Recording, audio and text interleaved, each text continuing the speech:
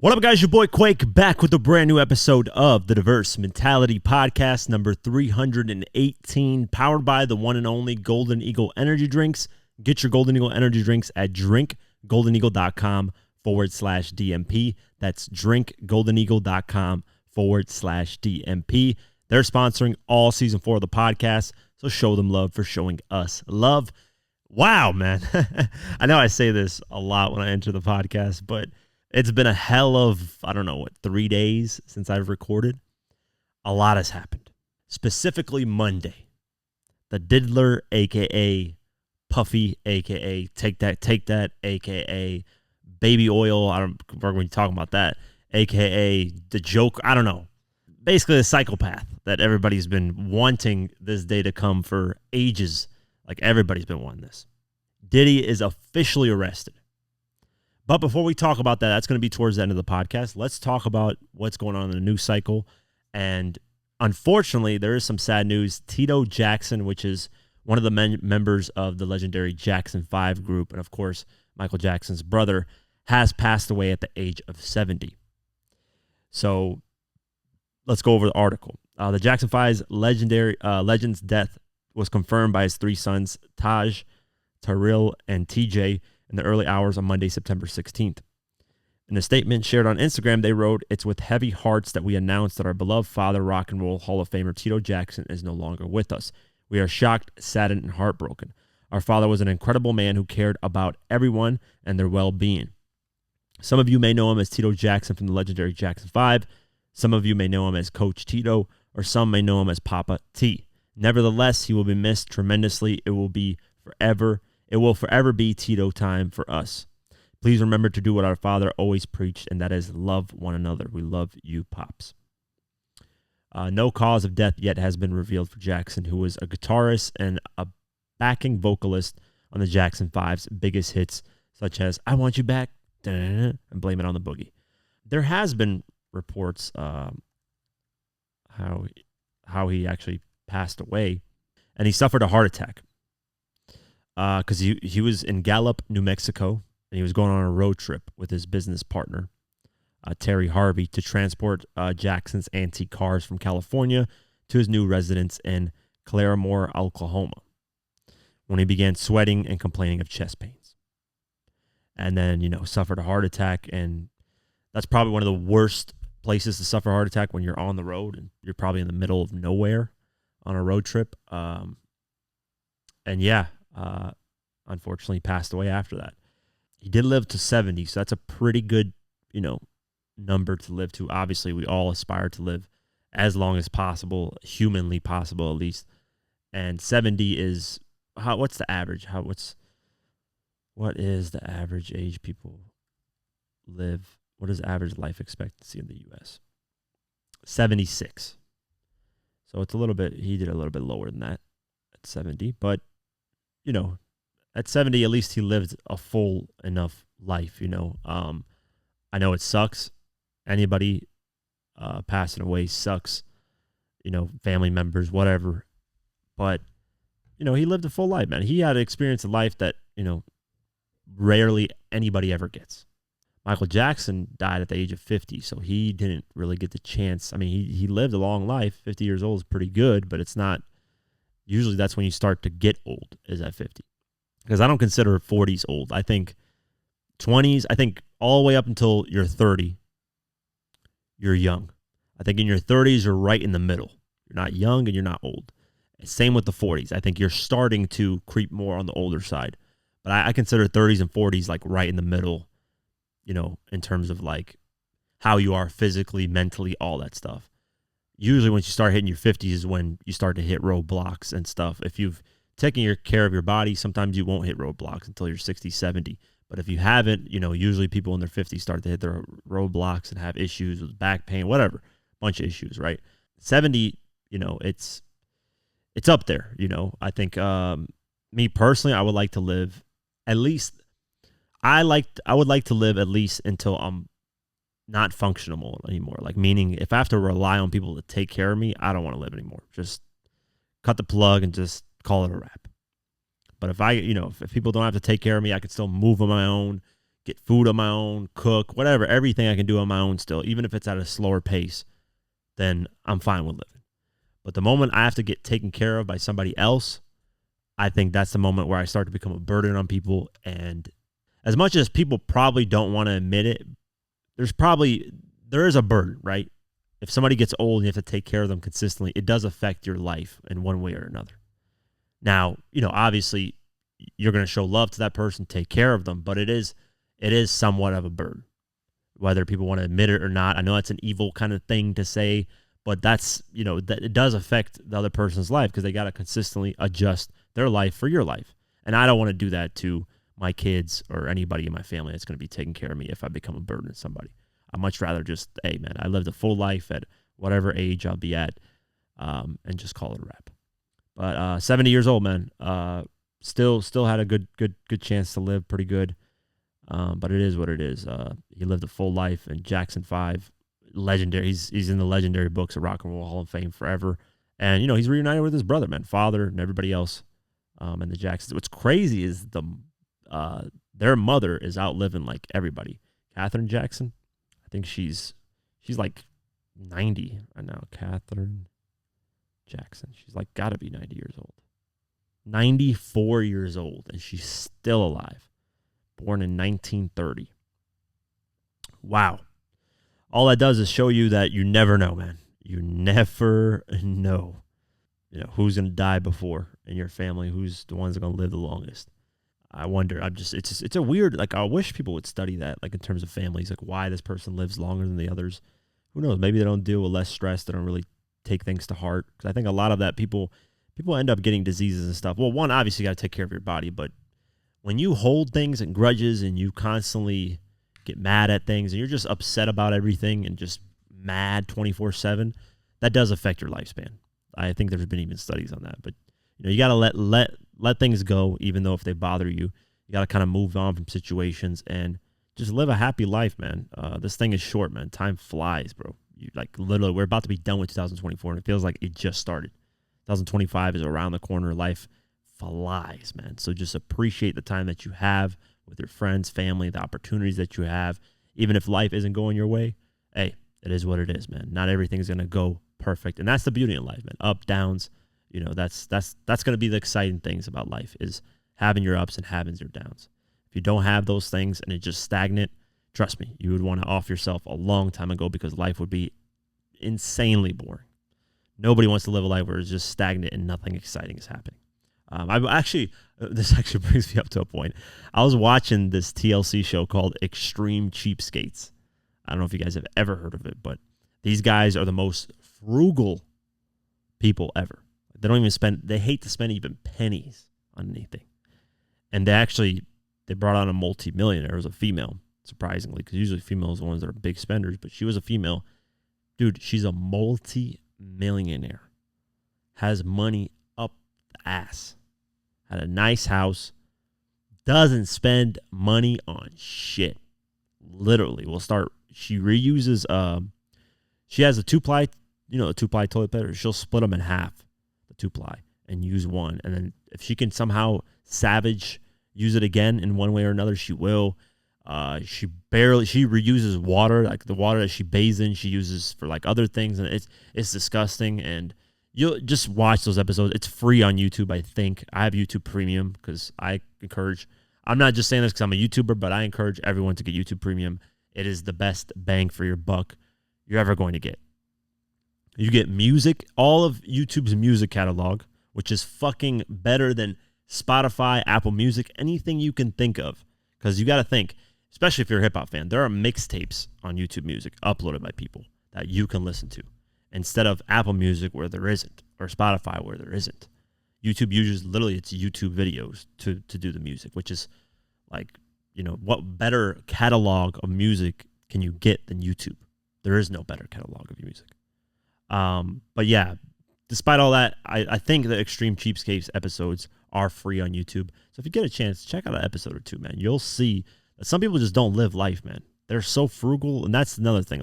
That's why I'm mentioning it, because live your life, man. Even if I'm not saying go splurge and spend your money and be done with your money, but if you have a good win in life, hey man, go celebrate it. There's nothing wrong with that. I think if you're too strict on things and too frugal and stuff, dude, you're going to die one day. You're not going to be able to take that bags of money with you anywhere. Just spend it, have some fun. Don't be dumb with it in terms of spending, but have fun here and there, man. There's nothing wrong with that. Continuing on, this is something that I'd hate to report because I thought he wasn't this person, but did I think wrong? I don't know. I don't know who's telling the truth on this, but Lil Reese, a.k.a. Mr. Poopy Butthole, who scammed people out of his cryptocurrency coin and denies it. He scammed thousands of people out of money. He is Mr. Poopy Butthole for that. If you don't know who Mr. Poopy Butthole is, he is a character on Rick and Morty.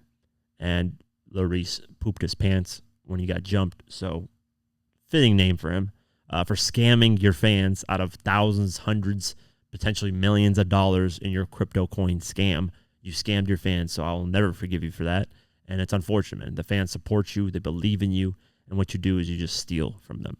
Fucked up. But he's getting accused of another abuse or sexual harassment charge. Like he got accused of that hotel incident of rape or grape. I don't know what YouTube's probably going to censor that. Lil Reese is once again wanted by the police, this time for allegedly assaulting his ex-girlfriend inside a Texas nightclub. The Chicago rapper is accused of punching and strangling a former partner last week at the Pink House in Houston, according to TMZ. Houston police claim that Reese attempted to kiss the woman numerous times at around 6:30 a.m. one morning as he was entering the club and she was leaving.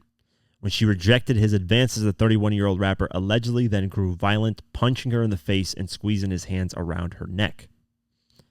The woman told police she was grasping for air and in fear for her life during the incident, and that there are witnesses to the attack, including those that broke it up. She claims she and Reese dated for around 2 months before the relationship ended weeks earlier. After the police became involved and observed the woman's injuries, a warrant was issued for Reese's arrest, though the rapper's whereabouts are currently unknown and has yet to comment on the allegations. Interesting. So the last allegation, he ran to social media and said, I didn't do this shit. This, he's hiding. That doesn't look good, Mr. Poopy Butthole. That does not look good. In the latest bit of legal trouble for Lil Reese, who was recently accused of rape, though the case was dismissed, he wrote on X, where the platform where he scammed his fans and claims he got hacked. So today was my first court date for that false ass shit. Yeah, whatever. We talked about this a while ago. So he got cleared of that, which I reported on. I always report on updates. So if he gets cleared of this, I will report on it. I'm not here to take a side on these things. I just hate him for scamming his supporters, man. If you scam your fans, you are genuinely a piece of shit. There's no ifs, ands, or buts about that, man. Don't scam the people that support you. The only people that support you, you're scamming. How much of a garbage human being you got to be, man. But we'll keep our eyes posted on this. Maybe Mr. Poopy Ball didn't do anything wrong. But yeah, bad results. Apparently there's witnesses, so there's nothing that can really, if he actually did this, he did it. In the hotel room thing, it was just him and the girl, so she could easily lie on him and blah, blah, blah, blah, blah. And that's what she did.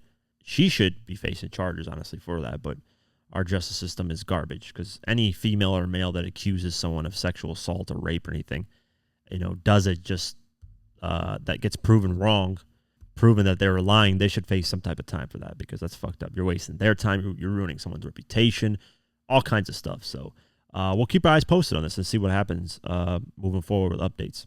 Lil TJay is not arrested right now in the federal gang indictment.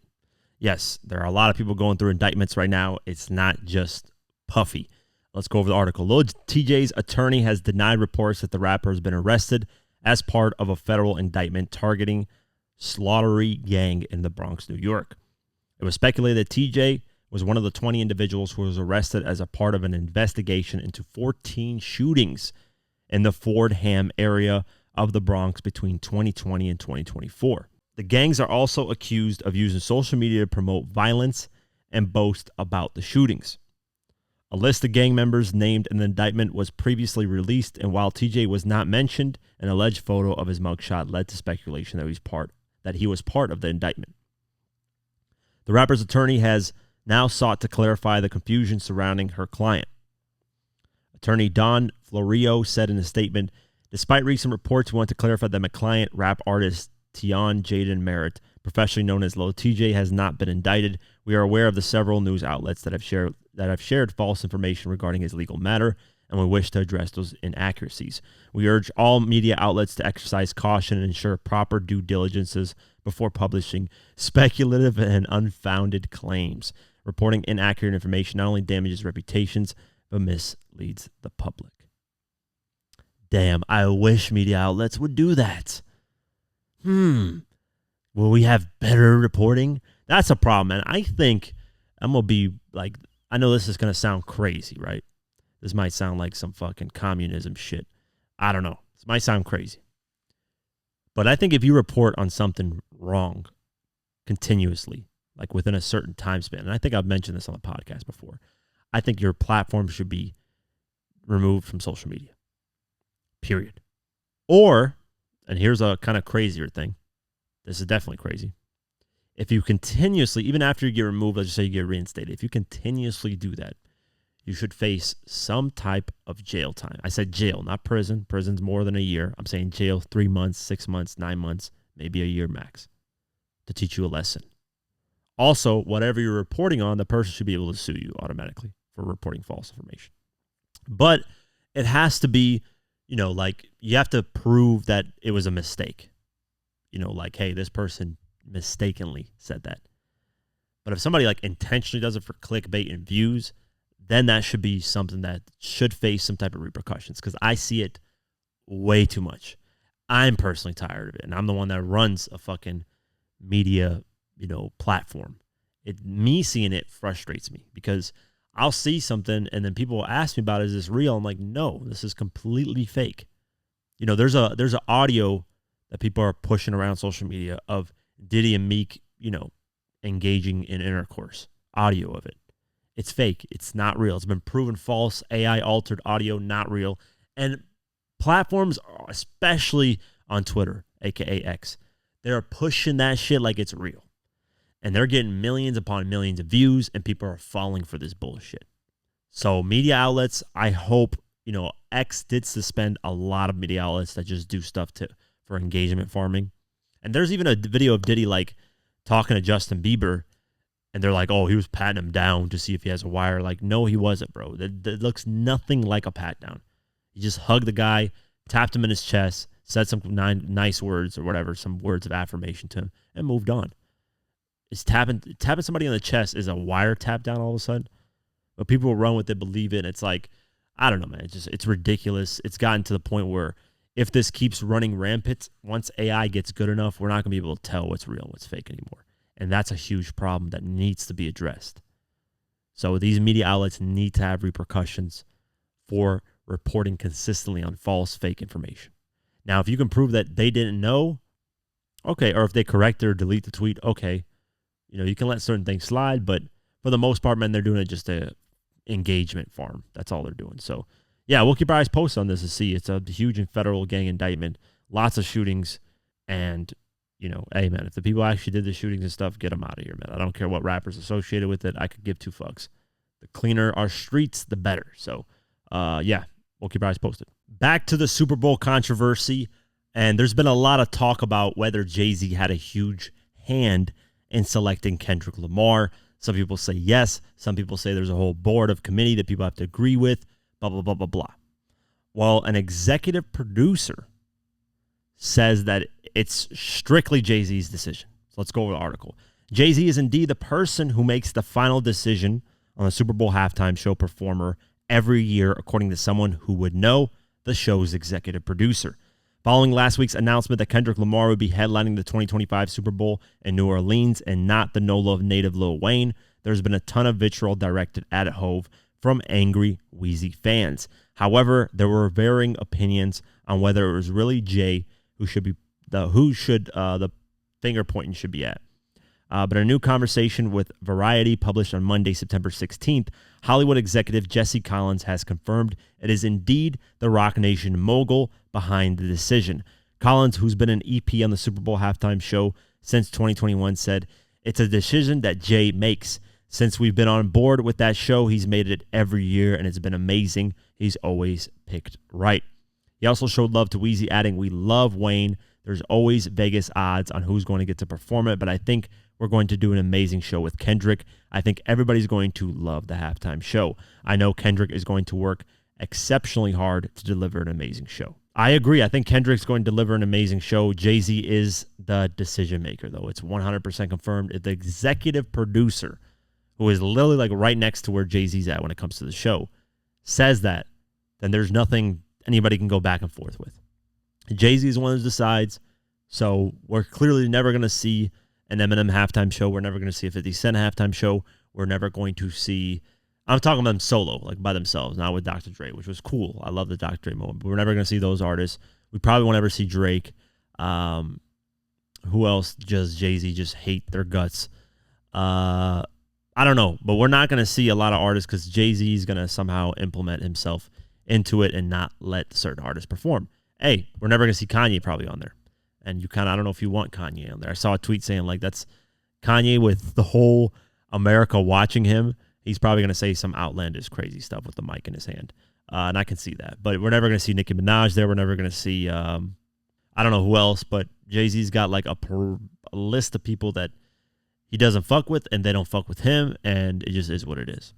Now, Jay-Z and Eminem, I'm not saying that they don't fuck with each other, but if Eminem were to do a halftime show, he would definitely bring 50, and Jay-Z does not like 50 at all, and 50 doesn't like Jay-Z. You know, even though 50 gives Jay-Z props and Jay-Z's giving 50 props, they just don't like each other overall. But yeah, Jay-Z's got the final decision, and hey, it is what it is, man. He's the one that stepped up to the plate to reorganize things and make things more, after the Colin Kaepernick thing, to make it more culturally, I don't know, looking for the right word here, culturally implemented. I don't know what the right word would be used. But yeah, just more with the culture of hip-hop and just appreciating hip-hop and less racism, tensions, and stuff like that. But yeah, I'm excited for the Kendrick Lamar show, man. Wayne would have done his thing, of course, but Kendrick, I'm excited for. So yeah, can't wait for that. Dame Dash has revealed that Drake has indeed offered to purchase his Roc-A-Fella shares. This isn't a surprise because Drake is the type of person to be petty. And because of the Super Bowl thing, maybe because Jay-Z selected Kendrick Lamar during this moment, even though it's been revealed that Drake has been offered the Super Bowl and has denied it. But the timing of selecting Kendrick Lamar after this whole battle with Drake happened, you know, that could rub Drake the wrong way. And it should, honestly. So this is a petty move on Drake's end to say that, hey, I've owned 1/3 shares of your company, Jay-Z. You've never owned a 1/3 share of OVO Records. So let's go over the article. Dame Dash has claimed that Drake has made him an offer to buy his 1/3 ownership stake of Roc-A-Fella Records. Speaking on his America New Network, Dash explained that Drizzy made the offer after sliding into his Instagram DMs, although he didn't reveal exactly how much money the Six God offered him. So let's actually play the video clip. What you think about the Super Bowl decision? The Kendrick Lamar thing? Yeah. Well, you know, I see what people are saying, but if I step in that conversation, then, you know, I'm hating on Homeboy and I'm always talking about Homeboy. But what I do know is this. As for battle rap, shit, there's never been a battle rap where, you know, the record becomes a hit, puts another artist in a very uncomfortable position, pause, and then they get to perform it at the Super Bowl. That's ill. And, you know, I'm thinking like, what would I do if I was Drake? And I'd be like, well, a big W would be to come to the Super Bowl with one of these Roc-A-Fella chains. And, you know, Drake hollered at me through DM and made an offer. And I'm not quite sure what happened, but I thought that he had got with Jay or something, but I don't know. But it would be a good time to close. But if you got it, you know, I wouldn't do it if you don't got it. But, you know, if you want to own Reasonable Doubt, if you want to own 1/3 of it, have a say at the board meetings for at least the next 7 years and make money off of it, I would get these chains. You get one. And I'm going to make it even better. I spoke to Alligator Jesus, and I was like, yo, if somebody does buy it for this price, now I got to give some Roc-A-Fella grills So I guess I'll put up some Roc-A-Fella grills as well if he put up the bread. Get Alligator Jesus to make him. He made bees.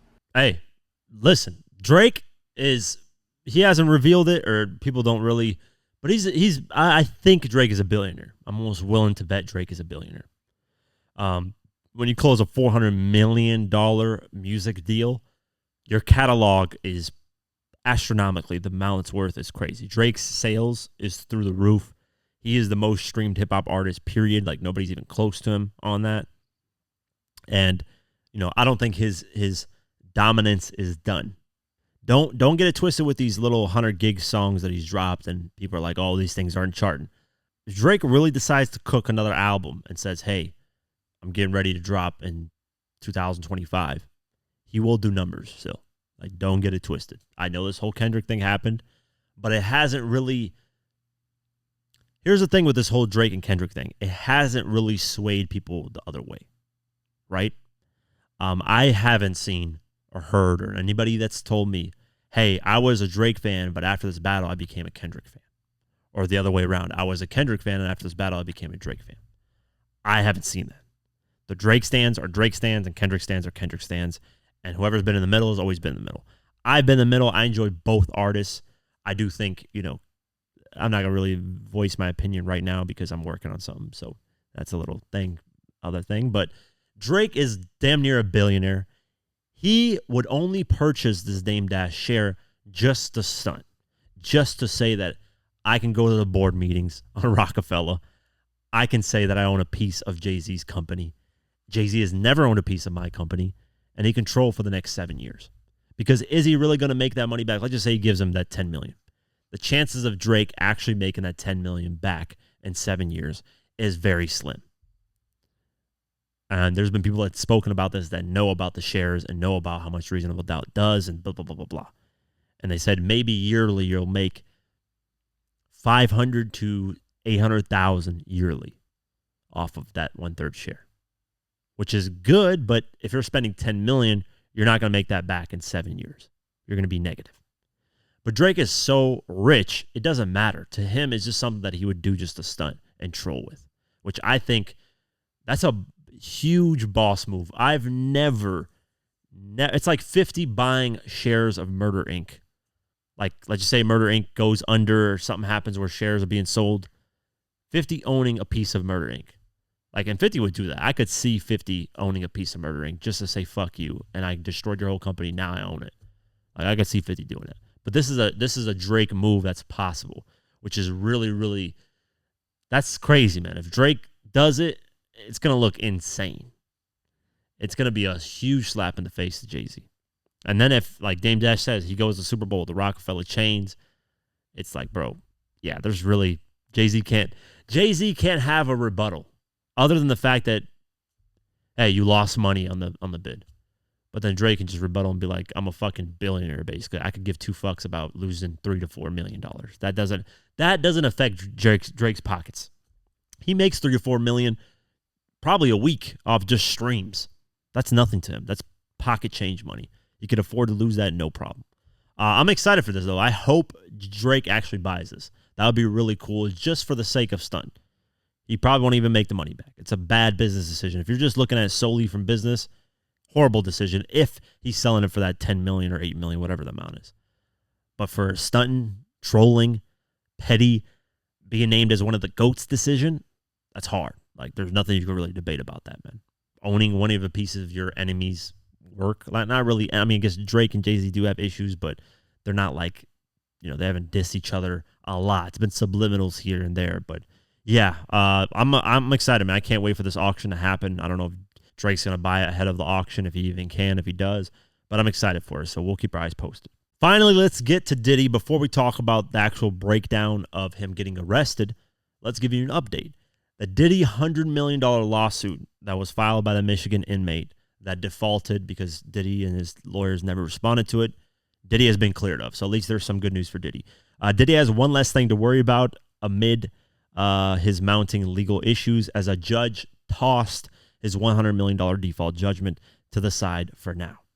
As previously reported, Diddy was sued by 51-year-old Michigan inmate Derek Lee Cardello Smith last month, claiming the embattled mogul drugged and sexually assaulted him at a party he was working at in Detroit in 1997. He then filed a restraining order against Combs to prevent him from selling assets that could be used to pay the lawsuit. When Diddy failed to show up to court last week, he was hit with a default judgment, which he immediately filed an emergency motion to overturn.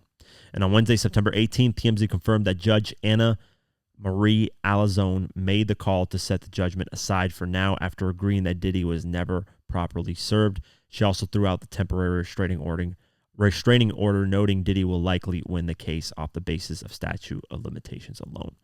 The outlet reports that Diddy's next step will likely be to file a motion to dismiss the case entirely. Yeah. So at least he got that dub on there. He doesn't have to pay $100 million, which is astronomical amounts of money. But that's the quick update on that. Before we continue, I want to give a shout out to Golden Eagle for sponsoring this podcast. Yes, if it wasn't for Golden Eagle, this podcast wouldn't be possible. If you're looking for an energy drink that doesn't tear a hole in your pocket, Golden Eagle energy drink is the one you want to get. Golden Eagle has the smoothest taste with no aftertaste. You don't get acid reflux when you drink it, and you will save a lot of money. So check out Golden Eagle at drinkgoldeneagle.com/DMP. The link is in the description below. And how do you think this podcast would be possible without me having energy to do it? Come on, guys. You guys got to remember this. I need energy to do this stuff, man, because there's a lot of crazy topics. So look how smooth this thing sounds. Look at, oh my God, it's fresh. Look at that Golden Eagle. Look at the can. It's so beautiful too, man. Look at that. That's so fresh, man. So fresh. Golden Eagle energy drink. Go to the link description below. That's drinkgoldeneagle.com/DMP. Let's continue the episode. Diddy is finally locked up. The diddler is gone. We are all safe. We can all unclench our you-know-whats. Because, man, he was running out here rampant as the Joker, threatening all kinds of things and bombing things, which we'll talk about a little bit later because it's been confirmed, that Kid Cudi's car actually was bombed, which is insane. And a lot of information has come out, and the feds have done their due diligence.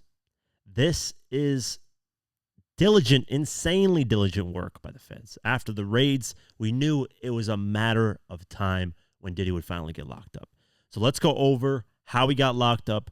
Let's go over what the feds released in their documents. And then let's go over what to expect moving forward. What kind of time is he facing? How can he potentially get out of this? So on and so forth. Let's talk about first how he got locked up. Diddy was taken by the feds, and it was reported by TMZ exclusively on Monday night in NYC. This was on September 16th. This is what they initially reported. They said Diddy was just arrested and taken to federal custody in New York Monday night, TMZ has learned. Sources tell TMZ Homeland Security swooped into a Midtown hotel late Monday where Diddy was staying, and they arrested him. We have unconfirmed reports. The feds are searching his hotel room. We're told Diddy was taken to the federal building in Lower Manhattan. Then they updated the report that Monday night and said a law enforcement source tells TMZ Diddy's arrest was scheduled for Tuesday, but something happened that caused the feds to move in a day earlier. However, U.S. Attorney Damian Williams says federal agents took him in based on a sealed indictment filed by the Southern District of New York. Then they did another update just a couple hours before Diddy got busted. He was confidently strolling around NYC with his son, King Combs. He even stopped to greet some fans and take selfies. So he was scheduled. He actually showed up to New York City and willingly said, hey, you guys can lock me up. Like, I'm not running. I'm not fleeing. Take me in. They had scheduled for Tuesday, but of course the feds are never going to go on the scheduled time. They're always going to mess around with you and go in earlier.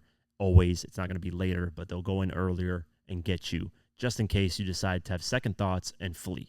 And Diddy is damn near a billionaire, so of course, just you just get a private jet and dip out of here, and we'll never see him again. So luckily, he turned himself in. The feds got him, and now he's officially locked up. This was blasted on Monday night. Tuesday is where we got the indictment documents. And the feds decided to talk about what they got in the raids, why they arrested him, so on and so forth.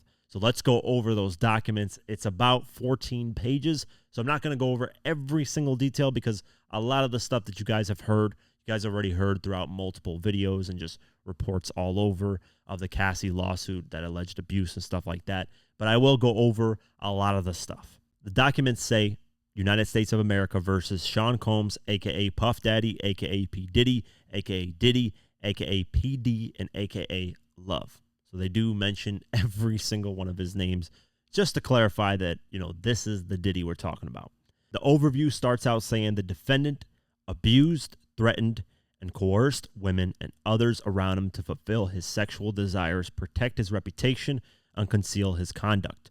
To do so, Combs relied on the employees' resources and influence of multifaceted business empires that led and controlled, creating a criminal enterprise whose members and associates engaged in and attempted to engage in, and other crimes: sex trafficking, forced labor, kidnapping, arson, bribery, and obstruction of justice. In the second sentence, they say Sean Combs, a.k.a. all that stuff, the defendant operated his business headquartered at various times in Manhattan and Los Angeles. So the fact that this is things that people accuse him in New York and in California makes it a federal case. If this just happened in New York, if the accusations only happened in New York, this would be a state situation and not a federal situation, because the feds is what covers everything in the United States. Continuing on, under a variety of United States-based corporate entities, including Bad Boy Entertainment, Combs Enterprise, and Combs Global, collectively the Combs Business. Corporate entities in the Combs Business included, among other things, record labels, a recording studio, an apparel line, an alcoholic spirits business, a marketing agency, and a television network and media company. At all times relevant to this indictment, Sean Combs, the defendant, engaged in persistent and persuasive pattern of abuse towards women and other individuals. This abuse was at times verbal, emotional, physical, and sexual. As part of his pattern of abuse, Combs manipulated women to participate in highly orchestrated performances of sexual activity with male commercial sex workers. At times, Combs and others, acting at his discretion, made arrangements for women and commercial sex workers to fly to Combs' location. Combs ensured participation from the women, among other things, obtaining and distributing narcotics to them, controlling their careers, leveraging his financial support, and threatening to cut off the same and using intimidation and violence. They're saying here that Diddy used his star power, which we've heard millions of times, to do all this stuff. Promised females or males careers in whatever they wanted to do, whether it was management, whether it was music, whatever it was. He promised them the careers, which a lot of the lawsuits say that. And a lot of people have heard the same thing from R. Kelly. You're going to notice a lot of this stuff. If you're not aware of R. Kelly's case, this is a lot of the same stuff that they got R. Kelly under. And where is R. Kelly right now? In prison, rotting away. So this is the exact same thing, just at a, of course, higher level, because, R. Kelly isn't nearly as rich as Diddy and nearly as big as Diddy is. Continuing on, physical abuse by Sean Combs, the defendant, was reoccurrent and widely known. On numerous occasions from at least in or about 2009 and continuing for years, Combs assaulted women by, among other things, like striking, punching, dragging, throwing objects at, and kicking them. These assaults were at times witnessed by others and included one instance at a Los Angeles hotel in or about March 2016, which was captured on video and later publicly reported, where Combs kicked, dragged, and threw a vase at a woman as she was attempting to leave. When a member of the hotel security staff intervened, Combs attempted to bribe the staff member to ensure silence. Combs' violence was also not limited to these women. It extended to his employees, witnesses to his abuse, and others. So this is why it's a RICO, right?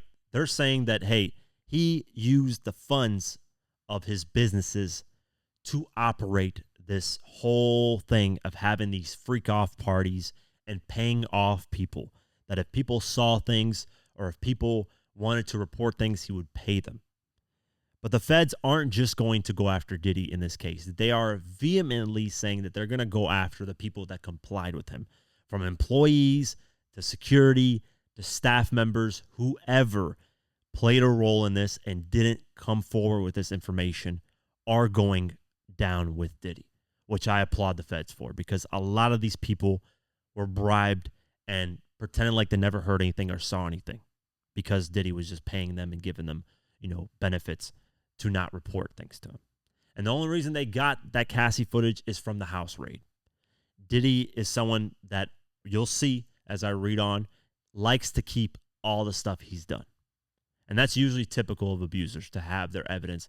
They like that type of stuff. That's been a pattern all throughout history and time as human beings, of people that have been abusers, murderers, stuff like that. They like to keep what they do. I mean, have you ever heard stories of, people that murder, chop bodies, they keep the bodies with them still? They don't like dispose of them. A lot of them that are psychopaths do that, and Diddy did the same thing. Continuing on, Sean Combs, the defendant, used Combs' business, including certain employees, to carry out, facilitate, and cover up his abuse and commercial sex. Those employees, including security staff, household staff, personal assistants, and high-ranking supervisors and other close associates, acted as Combs' intermediaries, and their conduct was facilitated and assisted by Combs' control of the Combs business. Look at that. High-ranking supervisors. Why all of a sudden a lot of these record label CEOs and managers are stepping down?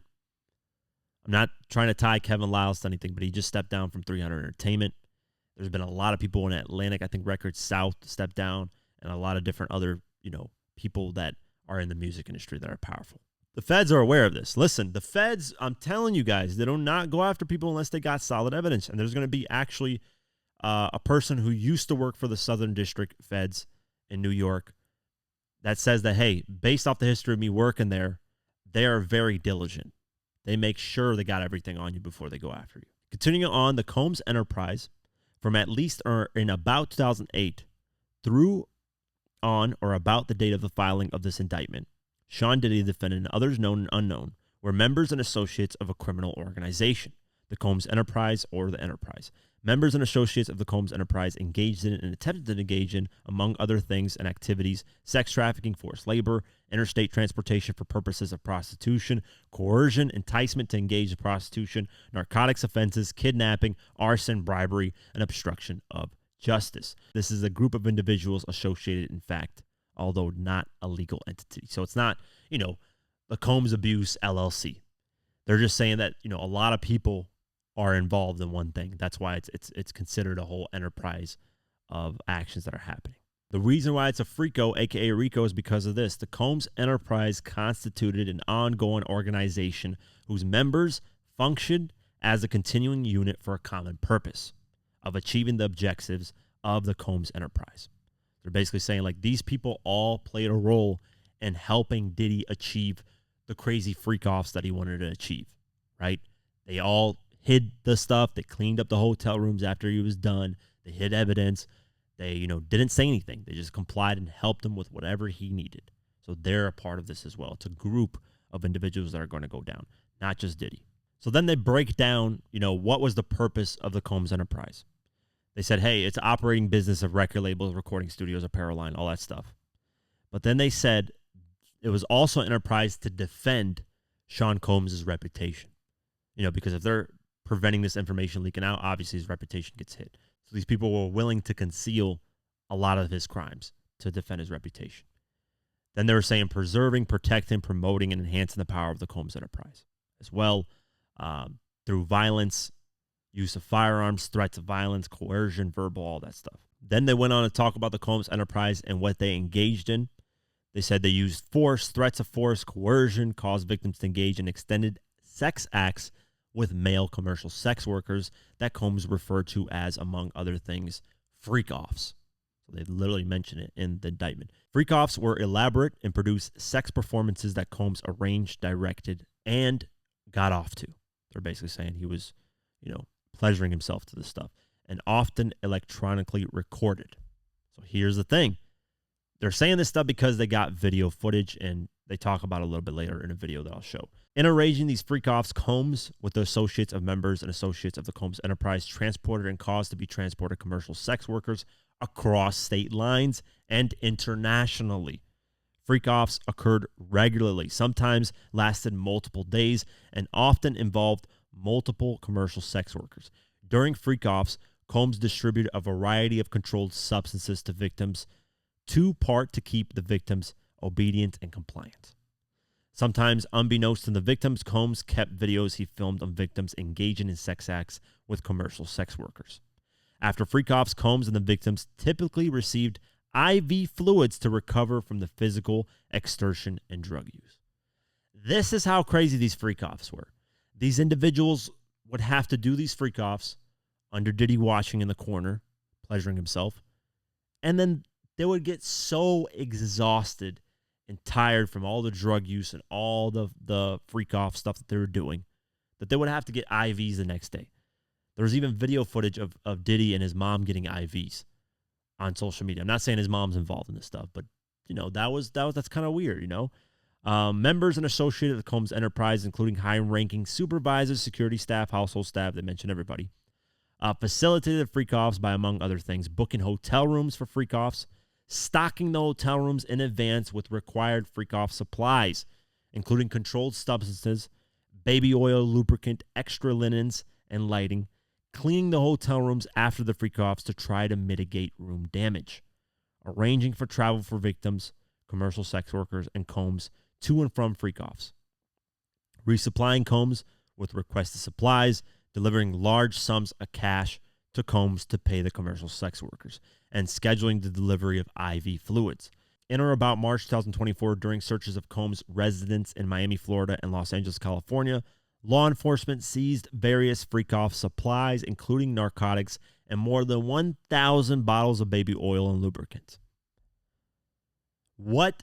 This is the most insane thing. How is Diddy's lawyers going to defend 1,000 bottles of baby oil and lubricant? What do you say to that? Are you running a baby oil business? Like, what do you say to that? So Diddy's lawyers deserve every penny they're getting to try to defend this guy, because there's no way you can defend that. I just don't know what logic what I'm imagining in my head is the Feds slipping, going the raids and just slipping all over the place because there's baby oil everywhere. 1,000 bottles is asinine. This is menace. This is out of this world stuff. Continuing on, Combs subjected victims to physical, emotional, and verbal abuse to cause the victims to engage in freak-offs. Combs maintained control over his victims through, among other things, physical violence, promises of career opportunities, granting and threatening to withhold financial support, and by other coercive means, including tracking their whereabouts. This guy was literally tracking them, dictating the victims' appearances, monitoring their medical records, controlling their housing, and supplying them with controlled substances. This guy was a menace, man, controlling these people's lives 24/7. Now, how are you going to, even if you were a victim, right, and you're trying to come out and say, hey, I'm a victim of this guy, how would you do that with this guy controlling literally everything? During and separate from freak-offs, Combs, among other things, kicked, threw objects at, and dragged victims at times by their hair. These assaults often resulted in injuries that took days or weeks to heal. Combs also threatened victims' careers and livelihoods, including if they resisted participating in freak-offs.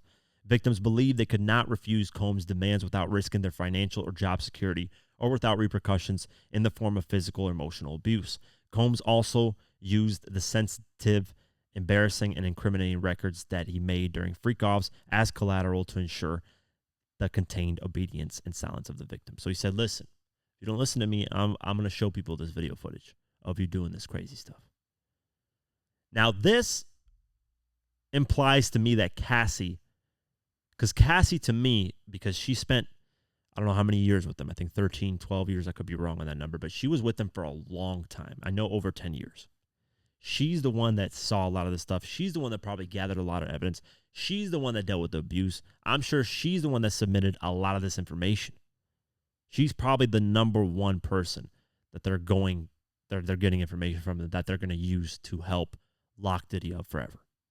Because this sounds like a lot of what Cassie sued Diddy for in the civil lawsuit. Civil and criminal, two different things. Civil, you get your money. Criminal, the person gets locked up. So shout out to Cassie. She's getting her money, and it's looking like Diddy's forever going to be locked up. So she wins on both ends. She finessed him, got the money after dealing with all that shit.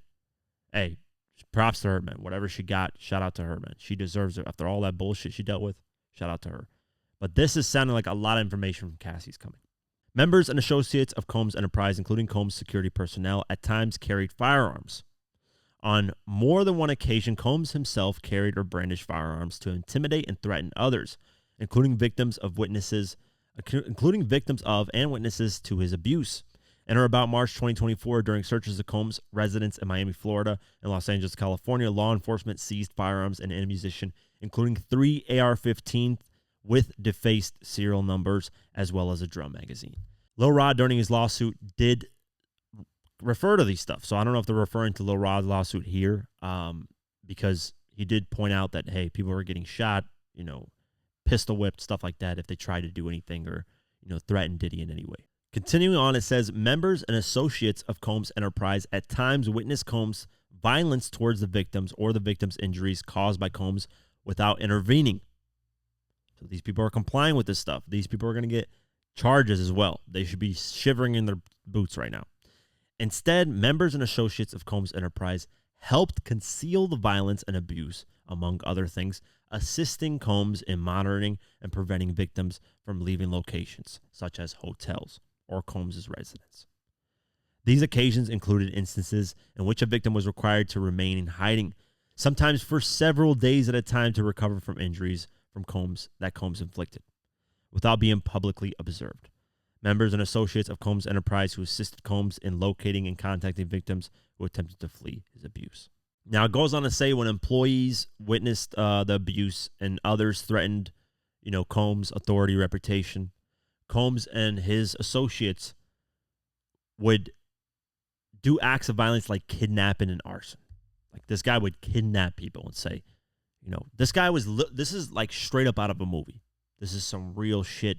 It's insane. It's just ridiculous. Continuing on, they talk more about, how Diddy was bribing people. And then they even got phone calls. They said on phone calls, Combs and other members and associates of the enterprise, among other things, provided these victims and witnesses with false narratives of events in an effort to conceal Combs' crimes. So basically, they would drug these people up to the point where, they would get sober and they would be like, what happened? Like, did all this happen? And Combs and his associates would be like, nah, man, you're tripping. It did nothing happened like that. Yeah, you had fun and you passed out. They would say stuff like that. So they talk about a lot of stuff that they did illegally. Like, one of the ones they highlighted was the drugs that they used, like cocaine, oxycodone, alpromazine. I don't know how to pronounce a lot of these things. Meth, all these type of drugs that they were using. And that's essentially it for the indictment papers. They mentioned arson, obviously setting something on fire, which would be, the Kid Cudi thing of trying to blow his car up with the Mazel Tov that Diddy threw and actually blew his car up. The indictment alleges that between at least 2008 and the present, Combs abused, threatened, and coerced victims to fulfill his sexual desires, protect his reputation, and conceal his conduct. As alleged in the indictment, to carry out this conduct, Sean Combs led and participated in a racketeering conspiracy that used the business empire he controlled to carry out criminal activity, including sex trafficking, forced labor, kidnapping, arson, bribery, and the obstruction of justice. In addition to the violence, the indictment alleges that Combs threatened and coerced victims to get them to participate in the freak-offs. He used the embarrassing and sensitive recordings he made of the freak-offs as collateral against the victims. And the indictment alleges that he maintained control over the victims in several ways, including by giving them drugs, by giving and threatening to take away financial support or housing, by promising them career opportunities, by monitoring their whereabouts, and even by dictating their physical appearance. Now, Combs did not do this all on his own. As I mentioned, Combs has been charged with RICO conspiracy. He used his business and employees of that business and other close associates to get his way. Those individuals allegedly included high-ranking supervisors in the business, personal assistants, security staff, and household staff. As part of this investigation, in March of this year, special agents from HSI executed search warrants at Combs' residences in Miami and Los Angeles. They also executed a warrant for Combs' electronic devices. During those searches, agents seized evidence of the crimes charged in this indictment. They seized firearms and ammunition, including 3 defaced AR-15s and a large-capacity drum magazine. They also seized evidence of the freak-offs, electronic devices that contain images and videos of the freak-offs with multiple victims. And they seized cases and cases of the kinds of personal lubricant and baby oil that Combs' staff allegedly used to stock hotel rooms for the freak-offs, more than 1,000 bottles altogether. And that's it for the full indictment, right? Diddy did a bunch of things. He threatened people. He tracked people. He coerced people by giving them financial benefits if they did what he said. He had a lot of people involved in helping him. He did a lot of heinous things. And the evidence, they actually found video and audio footage. Now, the interesting thing about this is who was in there. Is it going to be other people, other celebrities, other high-power people involved? We're going to talk about how Diddy could potentially use that to help himself in this situation. But let's talk about the days moving forward of him trying to get bail. He wanted to be out on bail to at least experience whatever life he can experience up until he actually gets, called to court for his sentencing and the trial starts. But he got denied it multiple times. The first time Diddy tried to get bail was obviously Tuesday morning, the night after he got arrested, and he offered a lot. $50 million worth of stuff. $50 million, like Chris Tucker says in Rush Hour. Yes, $50 million worth of stuff. And the document came out of what he proposed, of what his lawyers and him proposed to hopefully get bail. And this is what it says. The defense proposes the following bail package. A $50 million bond. B, co-signed by Sean Combs, his mother, his sister, the mother of his oldest daughter, and his 3 adult sons. C, secured by the equity in Mr. Combs' residence located at 2 West Star Island in Miami, Florida. The appraised value of the home is at about $48 million. The home is unencumbered. In anticipation of this bail hearing on August 20th, 2024, Mr. Combs paid off the remaining mortgage of about $18 million so that the home could be used to secure a bond and be free of a mortgage. D, secured the equity of Mr. Combs' mother's home located at 450 Alton Road in Miami, Florida. So he's putting up his mom's home, his own home, and saying, hey, this is well over $50 million. C, Mr. Combs' travel will be restricted to the Southern District of Florida and Southern District of New York. So the only places he can go is Florida and New York to attend court, meet with his counsel, and attend medical appointments, which we will address to the court in separate sealed submission, as well as the Eastern District of New York or the District of New Jersey, only to the extent that his travel is to and from New York involves an airport in those districts. F, Mr. Combs' passport was surrendered to his counsel on April 1st, 2024. His counsel advised the prosecutors of this fact in an email dated the same day. Counsel will provide this passport to pretrial services. And then G, the passports of the following family members who have already surrendered their passports to counsel after the raids on Mr. Combs' homes, which is Janice Combs, Chance Combs, Jesse Combs, Delilah Combs, and Love Combs. So he said, listen, my kids' passport, my family member's passport, my passport, my house, my mom's house, I won't be able to travel nowhere but Florida and New York. Can I get out on bail, please? Judge said no. Now, today, as of the recording of this video, they offered another package. It said, listen, we're trying to get out on bail here. We want Diddy free. What is this next package? Before he offered the second package, though, he did go to court and pleaded not guilty. He was held without bail, and this is what happened. Diddy just pled not guilty to all the charges against him. The Battle Mogul made his initial appearance in federal court Tuesday afternoon in Lower Manhattan, where he entered a not guilty plea. As expected, the more pressing issue for Diddy was whether or not the judge will let him out on bail. Prosecutors are laying out their case for denying Diddy's bail, and they say they're worried he will intimidate witnesses and obstruct the case if he's released on bond. What's more, the feds say the witnesses they've interviewed have universally expressed fear, and the prosecutors claim Diddy called his former artist, Kalina Harper, 54 times the day before she made a statement about a recent lawsuit they were named in. 54 times calling her. That's the second member of Diddy Dirty Money, which is the female that doesn't accuse Diddy of anything. The other one did. That's the one that she ended up suing him.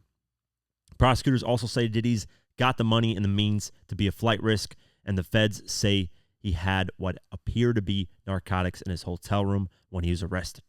The feds say a pink powder that tested positive for ecstasy was found in Diddy's hotel room, as well as other drugs. Diddy's attorney is taking on the narrative that the rap mogul isn't a brute and a bully, seemingly hinting that there's more to the story regarding the 2016 hotel hallway incident involving Combs and then his then girlfriend Cassie. Diddy's camp argued victim one was looking through his phone and discovered he had more than one girlfriend, hitting the rapper in the head with a cell phone and taking off his clothes, which explains why he was in the hallway in a towel and the footage that surfaced back in May.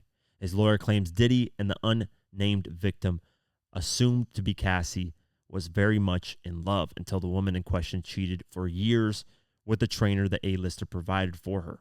We've reached out to Cassie's reps for a comment. Cassie notably married physical trainer Alex Fine in 2019.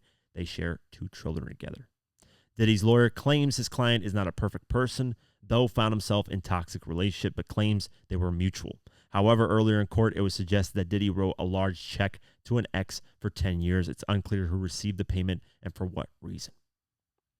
So Diddy's lawyers, when they went to court to plead for his bail, said that basically this is an incident obviously referring Cassie because it's the hotel video incident. It's clear as day. It's Cassie. They just can't say her name in court for whatever reasons, legally, blah, blah, blah, right? Diddy's lawyer is saying, hey, Diddy caught Cassie cheating on him. So he's basically doing the excuse of, hey, it was a in the moment thing. He was mad in the moment and did this out of fiery rage, right? He just got mad that she cheated on him. Boom. Decided to abuse her and blah, blah, blah, blah, blah. Which is still not a valid reason to put your hands on somebody. Even if somebody cheats on you, just move on, move forward. It is what it is, man. You're Diddy. You can get a million Cassies that look like her, literally. Regardless, that's their defense. That's what they went through and saying, hey, he's not this violent person that, it's going to be very hard to defend against that video footage, no matter which way you twist it, right? Now, in order to get even Diddy locked up, they had to present this evidence in front of a grand jury of 12 people. The feds had to present all their evidence in front of these 12 individuals and said, do we have enough to arrest this guy? Would you guys assume this guy is guilty based off this evidence? They all said yes, and that's why he got arrested. So it's going to be very hard to downplay that video. And if there's other video footage, which the feds are saying, it's over. It's hard to downplay video evidence. And today, period, in any court, in today's time, obviously there's AI altercation, but this stuff happened way before AI. And they raided his house and found this stuff. So from there, Diddy's lawyer, Mark Angeles, spoke out to the courthouse after Diddy was denied bail. And Angeles said they will continue to fight to get Diddy out of jail. Now, at the second bail hearing, they promised that Diddy would basically go nowhere and that he would have no female visitors and even no internet. They basically said they're going to have 24/7 surveillance video footage on him. They're going to keep track of what he does every single second. No females, none of that. So let's go over it. Diddy has taken another swing at getting out on bail, and he's upping his offer to the court, declaring that he will forego contact with almost all women while he's out. In documents obtained by TMZ, Diddy's legal team says if he's released on bail, the security company that keeps a log of all visitors to his Miami Beach home will hand over those logs to the government nightly in order to be fully transparent about who Diddy is contacting. They also say Diddy will limit all visitors to family, property caretakers, and friends who are not co-conspirators in the federal indictment. Specifically, they say Diddy will restrict female visitors, with the only exceptions being family members or mothers of his children. Clearly, Diddy and his attorneys are attempting to address the court's concern that he will contact or intimidate witnesses. Further, Diddy also states in the docs he will have no contact with known grand jury witnesses, and he's also agreeing to weekly drug testing. Diddy's financial offer remains the same in the new bail package. $50 million secured by his Miami mansion and his mother's home. Federal prosecutors have fired back, responding in court documents that claim Diddy is just too dangerous to be out walking the streets. No matter what the rap mogul's lawyers say or do, as the prosecutors point out, Diddy reportedly obstructed justice during the investigation, not to mention is still an alleged flight risk. They claim Diddy is capable of coercing witnesses to comply with his demands. They also voice concerns that Diddy could consume drugs or throw his so-called freak-offs if out on bail, despite the rapper's promise he won't have any female visitors. They're basically saying this guy's an addict, man. He's going to keep doing the same things and just dip. Well, the judge said, nah, you're not out of here, bro. It's not happening. This is what they said. Diddy's fight to get out of jail has stopped in its tracks because after arriving at court today to appeal a judge's ruling, he shouldn't be released on bail. He's headed back to the detention center. The rap mogul arrived at a federal courthouse in New York City Wednesday where his sons, Christian and Justin, came out to support their dad. Though untimely, the judge in the case decided not to grant Diddy bail. U.S. District Judge Andrew Carter, after hearing arguments from the lawyers, said he was turning down the request because the government has proven the defendant is a danger. The bail package is insufficient enough, even on a risk of flight. Assistant U.S. Attorney Emily Johnson mentioned the freak-offs sex parties Diddy would allegedly host. She claimed he filmed people having sex with male escorts, particularly to use as blackmail. That's insane. Yeah, then Diddy's lawyers said he's hoping to get Diddy's case to trial sooner rather than later to minimize the amount of times he'll have to spend behind bars. He also called out the rapper's prison conditions as inhumane, though the lawyer said Diddy is ready and focused ahead of trial. This is going to be crazy. This is going to be an insane trial. If that video footage is out there and they play it in court, it's going to be insane. He mentions his poor conditions while being locked up. So he is locked up at the MDC Brooklyn. This place is a terrible place to be locked up. And a former MDC Brooklyn warden claims that Diddy's life could potentially be in danger because the people would want to do something to him just to get, to get praise for it and get notoriety off it. A lot of people are doing life. They could care less. Like, hey, add another life sentence to me, doesn't matter. They said Diddy should watch his back in prison because a former warden at the facility he's in says there are a whole lot of inmates who would see killing him as a badge of honor. Yeah, it's going to get tricky. Now let's talk about what is Diddy facing in terms of time and what can he do to potentially minimize those things moving forward. What happens moving forward? Here's the thing. The prosecutors have an insane amount of witnesses and people willing to step up to talk about what they've experienced with Diddy. Now, I'm sure Diddy's defense has potentially the same thing. I know celebrities do not want to get close to this. A lot of people celebrities aren't even talking about this. The main one that's attacked Diddy consistently is 50 Cent. But other than that, most celebrities have not touched it. They don't want anything to do with it. It is reported that there are dozens upon dozens of witnesses that will be called in trial. Think about that. Dozens. So a dozen is 12. Dozens, we're talking about 24, 36, 48. Who knows the amount of witnesses that the prosecutors have and what kind of evidence they have. Diddy also has, from the prosecutors, 300 grand jury subpoenas. Now, what is this? A grand jury subpoena is a legal document issued by a grand jury, which is a group of citizens tasked with investigating potential criminal activity. These subpoenas are used to gather evidence or testimony that will assist in their investigations. The grand jury subpoenas are typically issued in secret, and recipients are legally obligated to comply. Non-compliance can result in contempt of court charges. That is, they have 300 of these grand jury subpoenas. These prosecutors, the feds, they're not playing games. This is why when people are asking, why did it take so long from 2008, 2009, they're investigating Diddy. I think they were trying to gather evidence and they were struggling for quite some time, right? Then all of a sudden, Cassie sets off this lawsuit, a bunch of lawsuits come, and all it does is help them compile all their information a lot quicker. And then they do the raids, and here we are. Now, what is Diddy facing? Diddy is facing a minimum of 15 years in prison. He turns 55 this year in 2024 in November. That means at minimum, he gets out at the age of 70 years old if he makes it that old. At that point, there's really not much life to live. Other than that, I mean, he is a multimillionaire still, so he'll have some life to live. But that's if he gets minimum. And it's not looking like that. I think he could potentially get life in prison. Now, what is the ways that he could potentially get out of this? What could help him? Now, if the prosecutors decide to take a plea deal, That's on them if they decide to do it. What could he do? He could throw other celebrities under the bus, use them as blackmail. Like he said, he recorded those video footage to use as blackmail to the victims. So maybe there might be high-profile people in those videos and that he could say, hey, I'll help you take down these other individuals as well, as long as you reduce my sentence. Maybe he gets 15 years, maybe only 10. I doubt it. I doubt this is a route that could happen, but he, could throw a lot of people in Hollywood that attended those parties under the bus with him. That's one way that Diddy can kind of snake his way out of the situation. The best possible, situation is him getting his time reduced. And the second is just simply unaliving himself, being done with it, finding a way to, unalive himself and just be done. It's finished. It's over. You've had your run in life. It's over. But other than that, I see no way he gets out of this.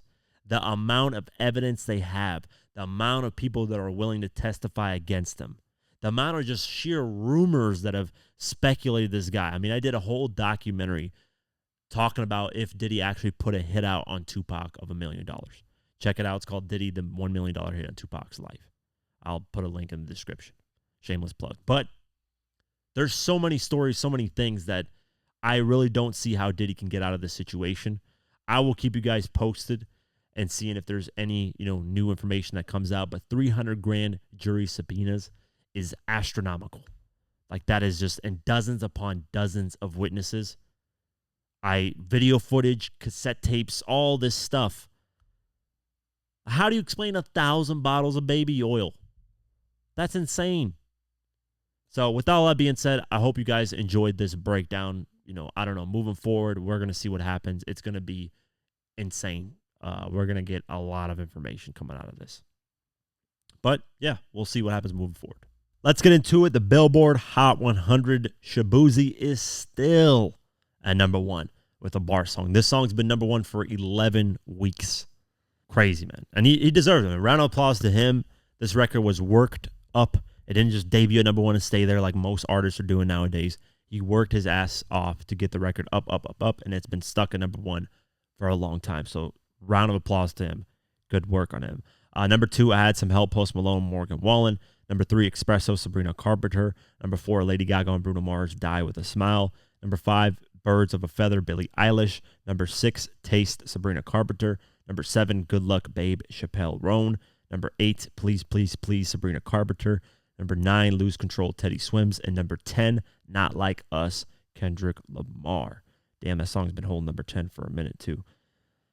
Going down the list, SZA, Saturn, number 25. Like That, Future, Metro Boomin, Kendrick Lamar, number 26. That's been up there for a minute, too, man. Staying in the 20s. TGIF, Glorilla, number 34. Megan Thee Stallion and RM, Never Play, debut at number 36. Wanna Be Glorilla, Megan Thee Stallion, number 40. Houdini, Eminem, number 48. Gunna 101, number 54. Whiskey, Moneybagg Yo, Morgan Wallen, number 58. Circadian Rhythm jumped up 10 spots. This is that Drake song, dropped off the 100 gigs. The number 59, so from 69 to 59. No Face is at number 62, Drake. Band for Band, Central C, Lil Baby, number 73. It's Up, Drake, Young Thug, 21 Savage, number 80.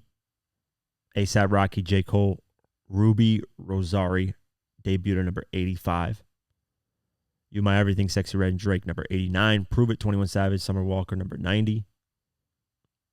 Chris Brown, Residuals, re-entered at number 97. Parking Lot, Mustard, and Travis Scott, number 99. And that's it for today's episode of the Diverse Mentality Podcast. As always, I appreciate all of you. It's powered by the one and only Golden Eagle Energy Drink. Please get your Golden Eagle Energy Drinks at drinkgoldeneagle.com/DMP. They sponsored all season 4 of the podcast, so show them love for showing us love. Spotify, Deezer, Pocket Cast, YouTube, all that. Support us. We really appreciate it. Have an amazing night, day, whenever you listen to this, and peace.